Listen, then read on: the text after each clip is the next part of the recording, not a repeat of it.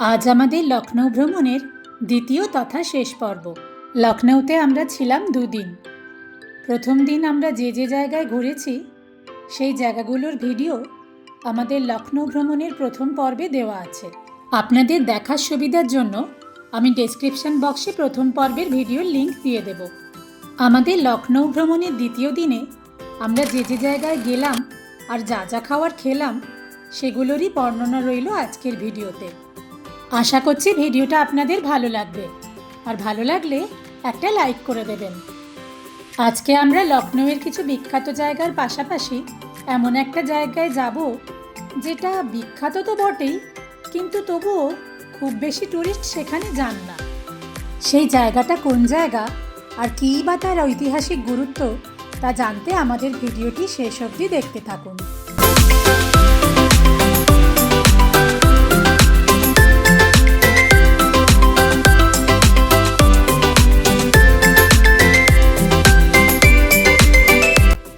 তাহলে চলুন আপনাদের সাথে নিয়ে লখনৌ ভ্রমণের দ্বিতীয় দিন শুরু করি।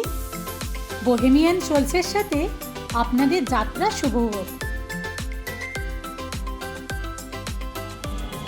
এই যে আমরা সকাল সকাল রেডি হয়ে বেরিয়ে পড়েছি। চারবাগ মেট্রো স্টেশন থেকে ট্রেনে করে আমরা এখন যাব হজরতগঞ্জ। এই যে টিকিট কাউন্টার।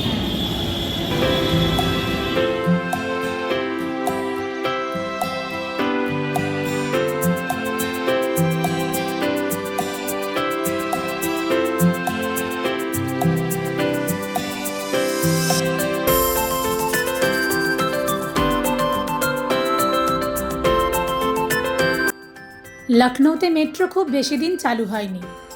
2017 সাল থেকে শুরু হয়েছে পথ চলা। স্টেশন চত্বর খুবই পরিষ্কার পরিচ্ছন্ন।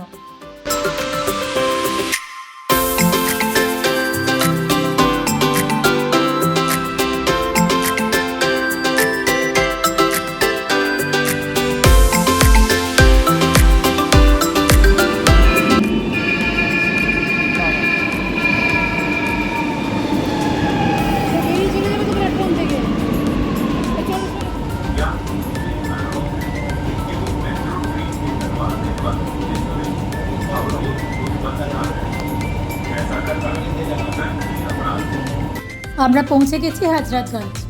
এখান থেকে মিনিট 5-7 হাঁটা পথে আমরা প্রথমে যাব শর্মাজি কি চায়তে। এখানে আমরা খেয়েছিলাম এখানকার বিখ্যাত বানমাস্কা আর গোল সিঙ্গারা।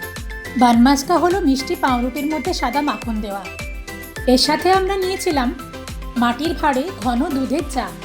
এই মাটির ভাঁড়ে চা এখানে কুল্লার চা নামেই পরিচিত। সকালে চা পর্ব শেষ করে হজরতগঞ্জ থেকেই শেয়ার অটো করে আমরা পৌঁছে গেছিলাম আমাদের আজকের ঘোরাঘুরির প্রথম দর্শনীয় স্থান ঐতিহাসিক লখনৌ রেসিডেন্সিতে।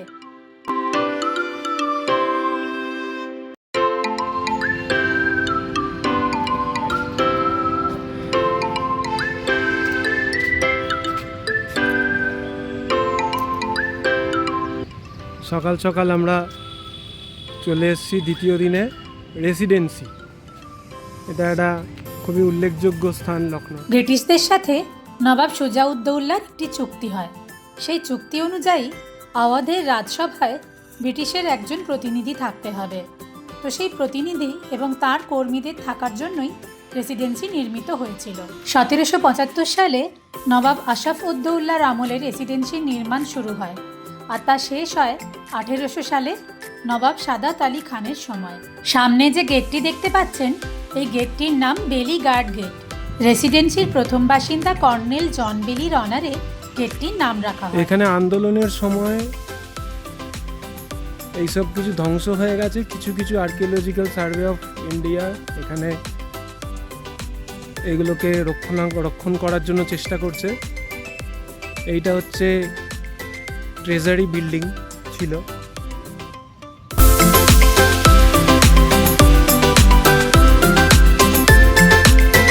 1857 সালে সারা ভারত জুড়ে সিপাহী বিদ্রোহ শুরু হওয়ার পরে স্যার হেনরি লরেন্স, যিনি কিনা তৎকালীন আওয়াধের রাজসভায় প্রধান কমিশনার হিসেবে নিযুক্ত ছিলেন, তার নেতৃত্বে অনেক ব্রিটিশ নাগরিক রেসিডেন্সির মধ্যে আশ্রয় নেন।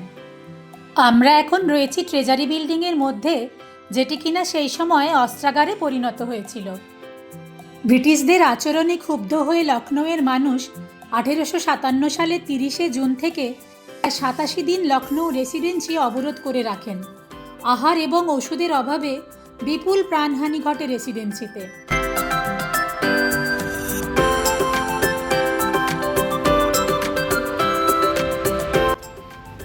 আমরা এখন এই রেসিডেন্সিয়াল মধ্যে যাচ্ছি।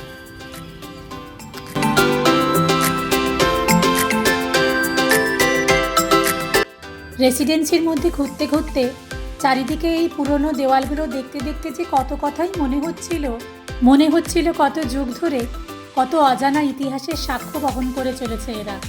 যেন দেয়ালে কান পাতলে সেসব অজানা ইতিহাস আমরা শুনতে পাবো।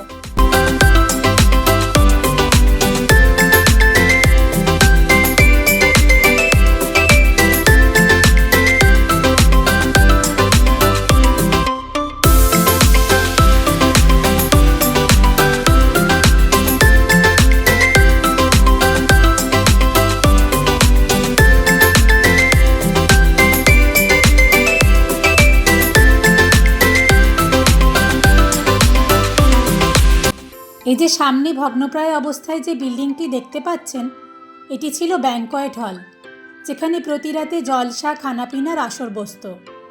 যদিও যুদ্ধের সময় সেটি পরিণত হয়েছিল অস্থায়ী হাসপাতালে।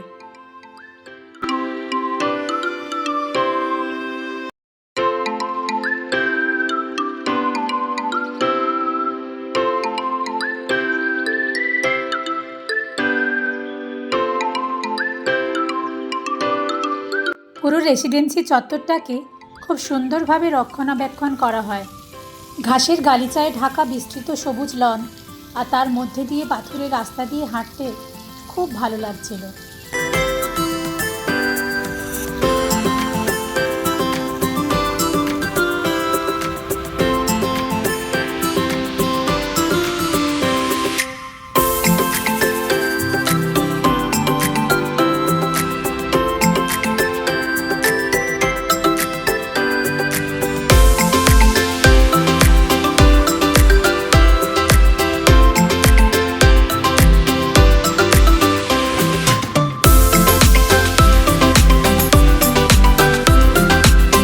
রেসিডেন্সির ভেতরটা ঘুরে দেখতে কিন্তু বেশ অনেকটা সময় লাগবে।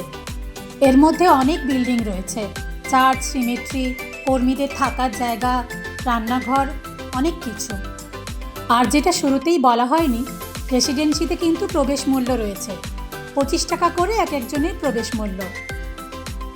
রেসিডেন্সির মধ্যে একটি মিউজিয়ামও রয়েছে, যেখানে 1857 সালে সিপাহী বিদ্রোহের নানা ঐতিহাসিক নিদর্শন সংরক্ষিত আছে। তবে মিউজিয়ামে ঢোকার জন্য আলাদা করে কোনো প্রবেশ মূল্য লাগবে না।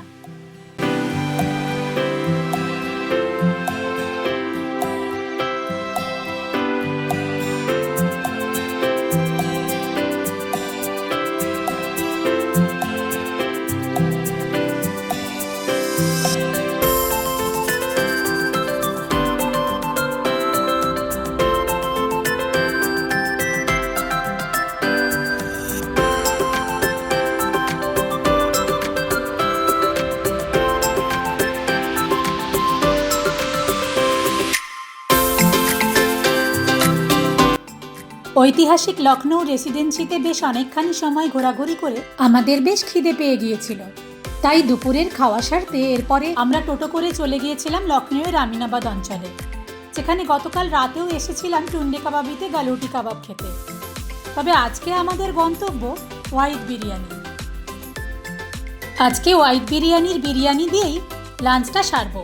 লখনৌতে আসার আগে আমরা লখনৌয়ের বিখ্যাত খাবার জায়গাগুলো সম্বন্ধে খোঁজ নিয়েছিলাম, আর তখনই হোয়াইট বিরিয়ানির কথা জানতে পারি। হোয়াইট বিরিয়ানিতে আমরা চিকেন বিরিয়ানি খেয়েছিলাম। যদিও স্বাদ অনুযায়ী হোয়াইট বিরিয়ানির থেকে গতকালের খাওয়া ইদ্রিস বিরিয়ানিকেই আমরা এগিয়ে রাখব। বিরিয়ানি খাওয়ার পরে স্থানীয় একটা মিষ্টির দোকান থেকে একটু মিষ্টিমুখ করে আমরা চলে যাব আমাদের পরের গন্তব্যে। লখনৌতে আমাদের এই দুদিনের সফরে আমরা যে সমস্ত জায়গায় ঘুরলাম আর যা যা খাবার খেলাম, সেগুলো বাদেও লখনৌতে আরও অনেক দর্শনীয় স্থান এবং বিখ্যাত খাওয়ার জায়গা রয়েছে। আপনারা একটু কমেন্ট করে জানাবেন তো এর পরের বারে লখনৌতে গেলে আর কোন কোন জায়গা আমরা ঘুরে দেখব বা কোন কোন জায়গার খাওয়ারের স্বাদ গ্রহণ করব। আপনাদের সাথে কথা বলতে বলতে আমিনাবাদ থেকে একটা উবের অটো ধরে আমরা চলে এসেছি দিলখোসা কোঠিতে। ওই যে শুরুতেই বলেছিলাম না, এমন একটা জায়গায় আজকে যাব যেটা বিখ্যাত বটে, কিন্তু খুব কম টুরিস্টই সেখানে যান। 1800 শতকে ব্রিটিশ বাসিন্দা এবং অযোধ্যার তৎকালীন নবাব সাদাত আলী খানের বন্ধু মেজর গোর ওসেলি এই দিলখোসা কোঠির নির্মাণ করেন। প্রাথমিকভাবে এটি শিকারের লজ হিসেবে নির্মিত হয়, যদিও এটি গ্রীষ্মকালীন রিসোর্ট হিসেবেও ব্যবহৃত হতো। এছাড়া এখানে বেগমরা বিশ্রাম নিতে এবং চড়ুইভাতি করতে আসতেন। যদিও আজ এটি প্রায় ধ্বংসস্তূপে পরিণত হয়েছে, তবুও এই জায়গাটি সেই সময়কার ঐতিহাসিক এবং সাংস্কৃতিক তাৎপর্য বহন করে। বর্তমানে কিছু বিল্ডিং ছাড়াও দিলখোসা কোঠির মধ্যে খুব সুন্দর বাগান রয়েছে, যার নিয়মিত পরিচর্যা হয়। দিলখোসা কোঠি থেকে বেরিয়ে আবার উবের অটো ধরে গোমতী নদী পার করে আমরা পৌঁছে গেলাম ডক্টর বি.আর. আম্বেদকর মেমোরিয়াল পার্কে। ভারতীয় সংবিধানের প্রধান স্থপতি এবং সমাজ সংস্কারক ডক্টর বাবা সাহেব আম্বেদকরের স্মৃতির উদ্দেশ্যে এই পার্কটি বানানো হয়েছে। পার্কটির মধ্যে বিভিন্ন জায়গায় ডক্টর আম্বেদকরের প্রস্তর মূর্তি স্থাপিত রয়েছে। 1995 সালে এটির ভিত্তিপ্রস্তর স্থাপিত হয় এবং 2008 সালের 14 এপ্রিল এটি সর্বসাধারণের জন্য খুলে দেওয়া হয়। বিশালাকারের এই পার্কটি তৈরি হয়েছে রাজস্থান থেকে আনা লাল বেলে পাথর দিয়ে। পার্কটির মধ্যে সাজানো বাগান, ঝর্ণা এবং ডক্টর বি.আর. আম্বেদকরের মূর্তি ছাড়াও অন্যান্য নানা মনীষী এবং স্বাধীনতা সংগ্রামীদের স্মৃতিসৌধ রয়েছে।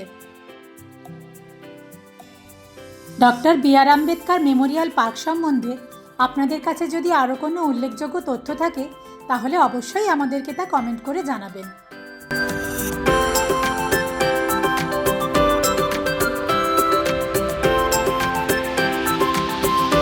এই পার্কটার মধ্যে ঘুরতে ঘুরতে যেটা আমাদের কাছে একটু অন্যরকম লেগেছে সেটা হলো এই পার্কটার মধ্যে কোথাও কোনো ঘাস নেই, পুরো জায়গাটাই পাথরে বাঁধানো।